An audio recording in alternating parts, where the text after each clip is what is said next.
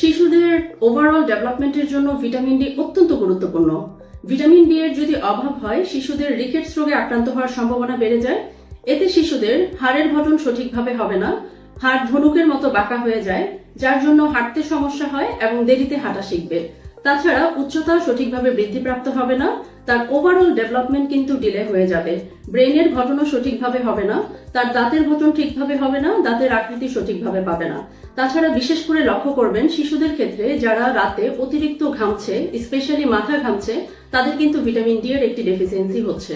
তাছাড়া মাথা ব্যথা, দুর্বলতা, ক্লান্তি লাগা এগুলো কিন্তু শিশুদের ক্ষেত্রেও ভিটামিন ডি ডেফিসিয়েন্সির একটি অন্যতম কারণ। এবং আপনার শিশুটি যদি ঘন ঘন কোনো রোগে আক্রান্ত হয়, স্পেশালি সর্দি, কাশি, ঠান্ডাজনিত কোনো সমস্যায় এবং ঘন ঘন যদি জ্বর আসে, সেটিও কিন্তু ভিটামিন ডি ডেফিসিয়েন্সির একটি অন্যতম লক্ষণ। বিকজ আপনার শিশুটির রোগ প্রতিরোধ ক্ষমতা কিন্তু কমে যাচ্ছে ভিটামিন ডি এর অভাবে।